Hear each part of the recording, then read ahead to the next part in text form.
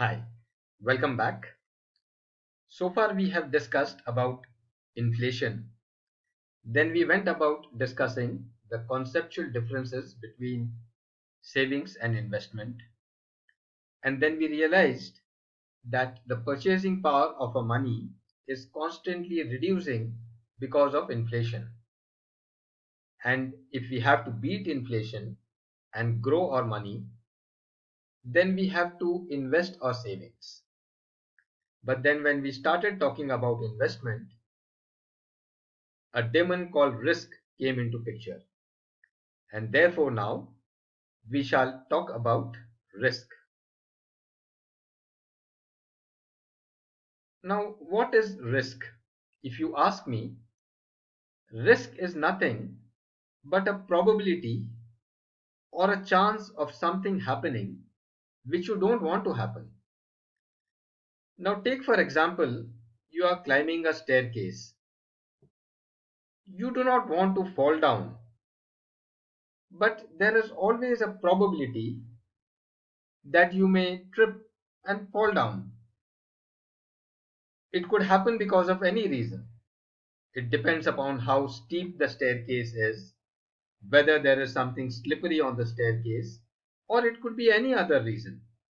But that probability of something happening which you don't want to happen is called as risk. So now, therefore, when we talk about investment,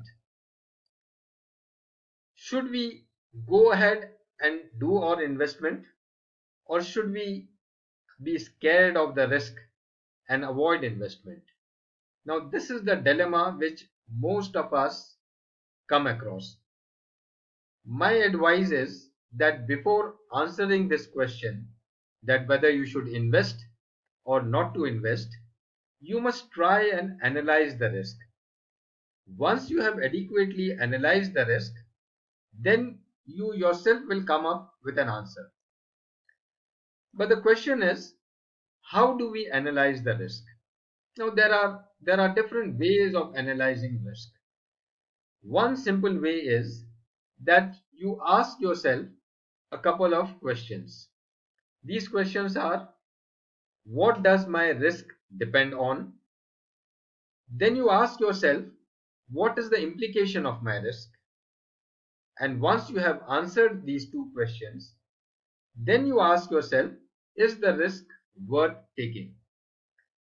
Now, more often than not, I would say in more than 90% of the cases, it so happens that we ask the third question first. We directly ask ourselves that whether a particular risk is worth taking or not. But unless we have answered the first two questions, there is no way of answering the third question. And therefore, you must answer these questions in a sequence. Now, to answer these questions, I would say that you have got two options. Number one is you have to be logical and financially aware. Otherwise, you will have to depend on a financial advisor. Now, my recommendation is that we all must get financially aware. We must understand the basic concepts of finance, and then we will be able to take our own calculated and logical decisions. Everybody is logical enough, and the financial concepts are not very difficult to understand. Therefore, we all must get financially aware and then take our own decisions. Now, you see, we will try and understand with the help of some real life problems as to how do we analyze risk. First, we will consider cases which are not connected with finance, and once we understand the concept, then we will try and take up a financial case. Consider, for example, this lady, a young lady, walking a tight rope. Now, do you consider this as risky? I'm sure you all will agree that this task is a risky task. So now we have to answer these three questions. What does the risk depend on? Now, in this case, I would say the risk depends on how well trained the lady is, whether she is walking with her eyes open or blindfolded, then the training and the confidence of the people who are holding the rope, the condition of the rope itself, the wind conditions, and there could be so many other things. How high from the ground she is, whether it is 5 meters or whether it is 50 meters. So once you have analyzed the factors on what the risk depends, then you ask what is the implication of the risk. Now in this case, it is very obvious. The implication is that if she falls, she will either lose her life or lose a limb. And then ask the question, is the risk worth taking? Now, from the observer's perspective or the perspective of her parents, her children, they will say that no, the risk is not worth taking. But look at it from the lady's point of view, the person who is taking the risk. Now, if she is confident, she is well trained, and she knows that at the end of the rope, a good amount of prize is waiting for her, then in all probability she will feel that the risk is worth taking and she'll go ahead. Now consider another case where a young girl is trying to cut vegetables with a knife. Do we consider this as risky? Yes, I'm sure again we all will agree that this is a risky proposition. So again we ask these three questions. What does the risk depend on? Here I would say the risk will depend upon how sharp the knife is, how soft the vegetables are,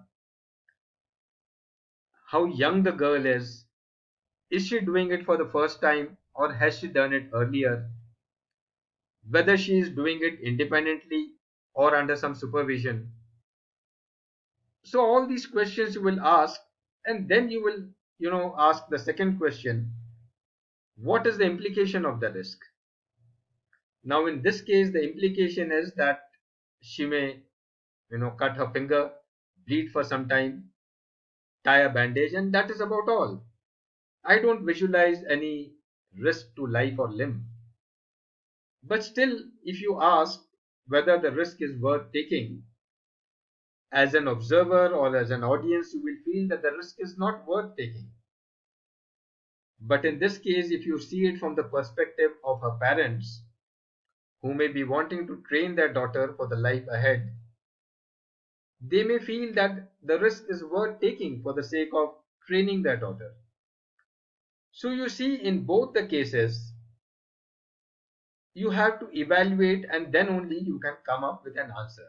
But in any case, both these risks are not equal. In one case, there is a risk to, you see, the life and limb is involved, and in the other case, it is a case of minor injury. Now, having understood the process of analyzing the risk, we will now get on to a real life financial situation. Say, for example, I have got $25,000 and I want to invest in an automobile company. Now, how do I analyze my risk? Before making an investment, before buying the stocks of the automobile company, I will ask myself certain questions. What does my risk depend on? There could be so many things as an analyzer, as a financial analyzer, or as a person with adequate financial knowledge or with basic financial knowledge. I will start asking myself, how is the outlook for the automobile industry? Is the company venturing out into electrical vehicles, or is it going to continue with the normal diesel and petrol vehicles? How many type of models the company has? What is the market share of the company? What are the government policies about automobiles and the scrappage policy about automobile? The various things like the past earning history, the balance sheet I will see. I will see the cash flow statement. I will see the profit and loss statement. I will try and evaluate their earnings, the price to earning ratios, the the book value, the current market value, the EBITDA, and so many things I'll evaluate before I take a decision. Now let me tell you, when you want to do this analysis, things are not very difficult.